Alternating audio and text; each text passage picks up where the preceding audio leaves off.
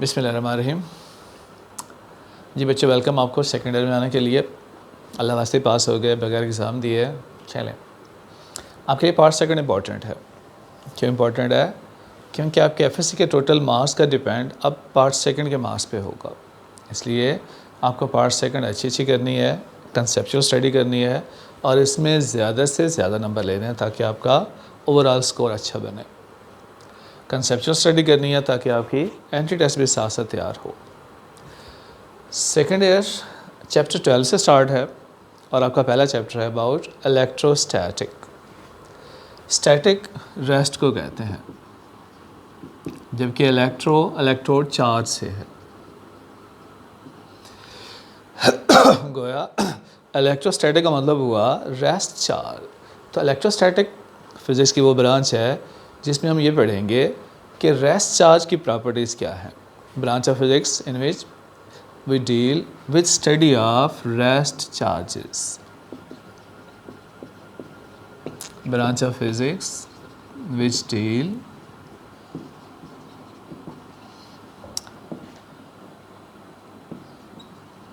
with study of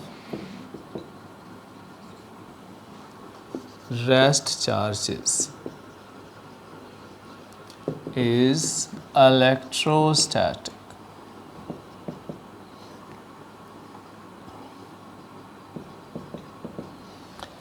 Branch of physics which deal with study of rest charge under the action of electric force.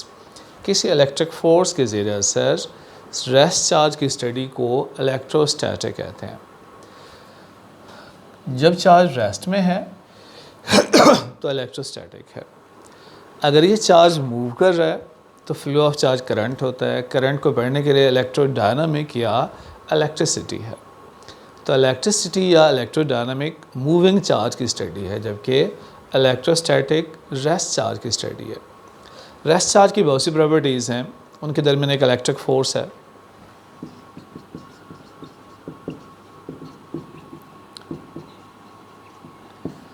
Rest charge का electric field होता है, electric potential होता है, electric flux होता है। तो rest charge की जितनी भी प्रॉपर्टीज़ हैं, इन्हें पढ़ने के लिए कौन सी फिज़िक्स है? इलेक्ट्रोस्टैटिक। ये एक नेचुरल फिनोमेना है। चार्जेस एक दूसरे पे फोर्स एक्सर्ट करते हैं। ये अट्रैक्टिव भी हो सकती है, रिपल्सिव भी हो सकती है, will depend on nature of the charges. Similar charges will repel each other but opposite charge will attract each other. Similar charge repel करते हैं, अपोजिट चार्ज अट्रैक्ट करते हैं। तो अगर दो चार्जेस हैं, इनके दरमियान एक नेचुरल फोर्स होगी, अट्रैक्शन की भी हो सकती है, रिपल्शन की भी। इसकी मैग्नीट्यूड तो हम मालूम कर सकते हैं, क्वांटिटी मालूम कर सकते हैं कितनी फोर्स है, मगर ये चार्ज दूसरे चार्ज को अट्रैक्ट या रिपेल क्यों करता है, इस फोर्स का ओरिजिन क्या है, इसका भी नहीं पता। जितनी भी नेचुरल फोर्सेस हैं, चाहे वो ग्रेविटेशनल फोर्स हो, इलेक्ट्रिक फोर्स हो, मैग्नेटिक फोर्स हो, न्यूक्लियर फोर्स हो, इनका ओरिजिन अभी तक अननोन है। तो इनको हम फोर्सेस ऑफ नेचर कह लेते हैं, फंडामेंटल फोर्सेस कहते हैं। हम जस्ट इनकी मैग्नीट्यूड मालूम करते हैं। तो सबसे पहले इसकी मैग्नीट्यूड मालूम की एक साइंटिस्ट कॉलम ने।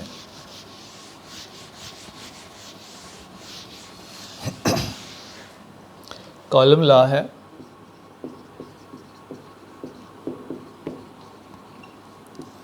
कॉलम लॉ के मुताबिक दो चार्जेस हैं, एक Q1, दूसरा charge Q2।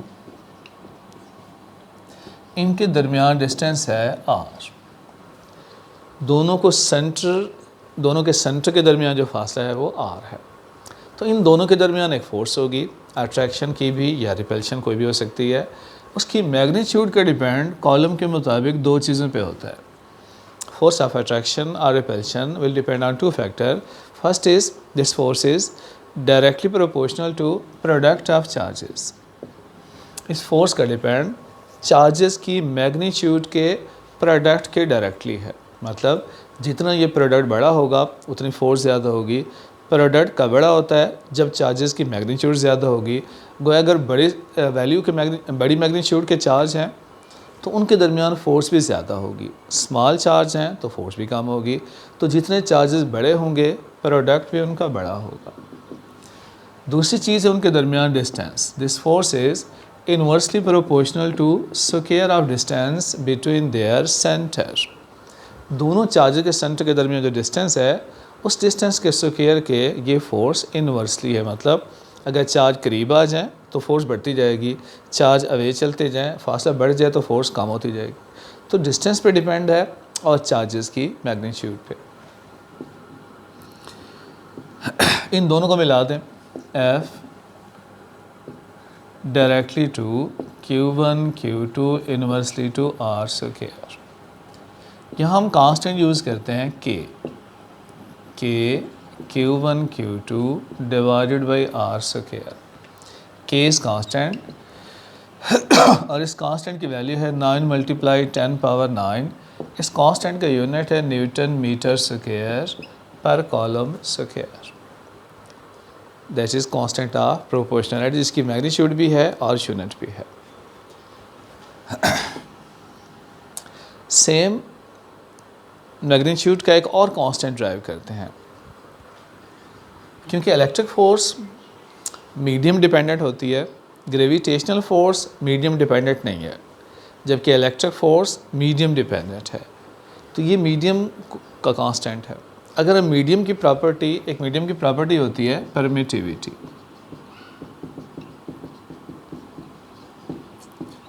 Of free space, जिसको एप्सिलॉन नॉट से शो करते हैं। ये वैक्यूम की परमिटिविटी है। हर मीडियम में फोर्स सेम नहीं होती, हर मीडियम में फोर्स की वैल्यू डिफरेंट होती है। कौन सा मीडियम कितनी फोर्स अलाउ करेगा, ये प्रॉपर्टी उसकी परमिटिविटी है। वैक्यूम की परमिटिविटी एप्सिलॉन नॉट है और इसकी वैल्यू होती है 8.825 10 पावर -12 कॉलम स्क्वायर पर न्यूटन मीटर स्क्वायर, इसका यूनिट है। That is permittivity of free space. अगर मैं 1/4 पाई एप्सिलॉन नॉट की वैल्यू मालूम करूं, 1/4 पाई की जगह 3.14 epsilon not 8.825 10 power -12 column square पर न्यूटन मीटर स्क्वायर। तो ये वैल्यू कितनी आती है? ये वैल्यू आ गई 9 10 पावर 9। ये यूनिट भी ऊपर चला गया, ऊपर जाकर न्यूटन मीटर स्क्वायर पर कॉलम स्क्वायर। तो गोया 1/4 पाई एप्सिलॉन नॉट की वैल्यू उसी कांस्टेंट K के बराबर आई है। गोया आप इस कांस्टेंट K को रिप्लेस कर सकते हैं 1/4 पाई एप्सिलॉन नॉट से, तो जो फोर्स वैक्यूम में आएगी, क्योंकि ये वैक्यूम की परमिटिविटी है, that is 1/4 pi epsilon not Q1 Q2 divided by R square. It is force between two charges when there is vacuum, free space between two charges. Force vector है और किसी vector में दो चीज़ें होती हैं, मैग्नीट्यूड और डायरेक्शन। इसको वेक्टर फॉर्म में यूँ लिखा जा सकता है, F is equal to 1/4 pi epsilon not Q1 Q2 divided by R square. अब वेक्टर बनाने के लिए हमें क्या लगाना पड़ता है? यूनिट वेक्टर, डायरेक्शन देनी होती है। तो यहाँ जो फोर्स की डायरेक्शन है वो उसी लाइन के लॉन्ग है जो लाइन दोनों के सेंटर को, जो डिस्टेंस की लाइन है। गोया हमें यूनिट वेक्टर डिस्टेंस का देना है। आर यूनिट वेक्टर डायरेक्शन को शो करेगा along distance, along the line joining centre of two charges, multiply r unit vector. तो ये मैग्नीट्यूड, ये डायरेक्शन, यूँ लिख सकते हैं F vector is equal to 1/4 pi epsilon not Q1 Q2 divided by r square, r unit vector. Right. अब जो force पहला चार्ज दूसरे पे लगाएगा उतनी ही दूसरा चार्ज फोर्स पहले पे लगाएगा।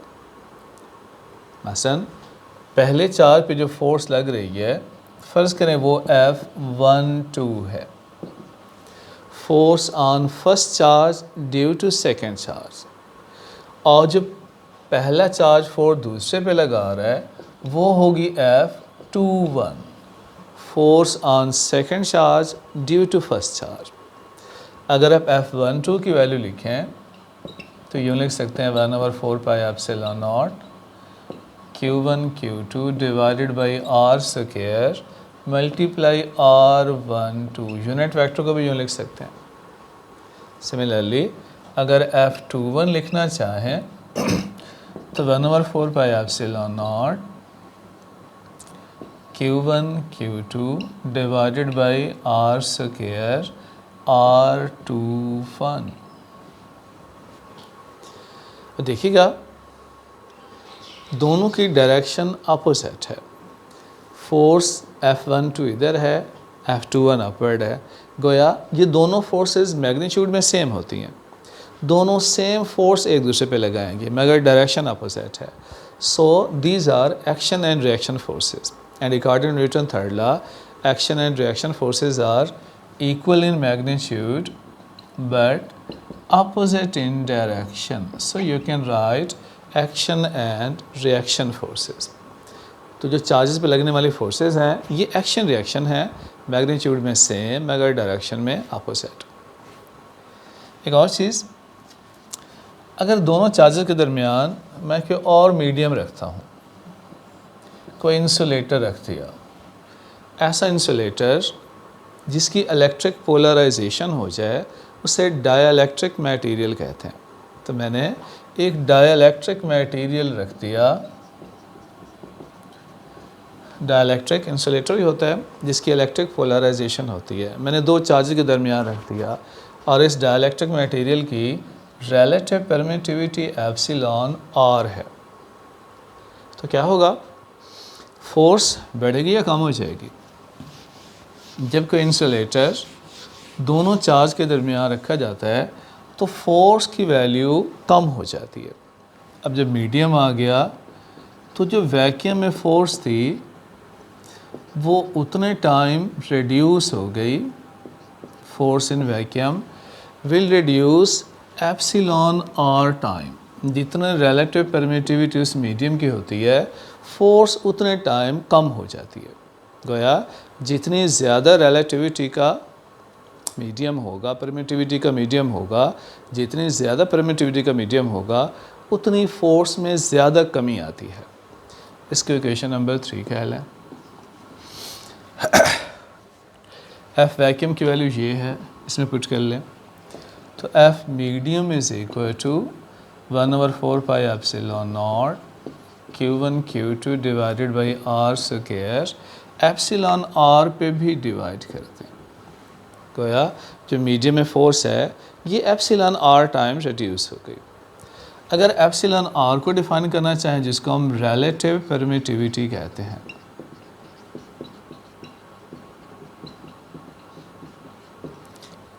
तो ये इस इक्वेशन में इसकी वैल्यू है F vacuum divided by F medium. तो ये दो फोर्सेस की रेशियो है।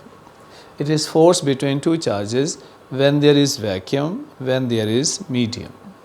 तो इसका कोई यूनिट नहीं होता, इसका यूनिट नहीं है क्योंकि ये फोर्सेस की रेशियो है। फॉर वैक्यूम के लिए एप्सिलॉन R1 होता है एंड फॉर एयर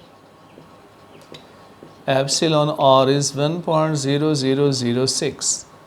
गोया वैक्यूम और एयर की रिलेटिव परमिटिविटी तकरीबन सेम है। तो इसे हम कहते हैं ये जो फोर्स है जो वैक्यूम में है, एयर में भी तकरीबन चार्ज के दरमियान इतनी ही फोर्स होती है because their relative permittivity are nearly equal.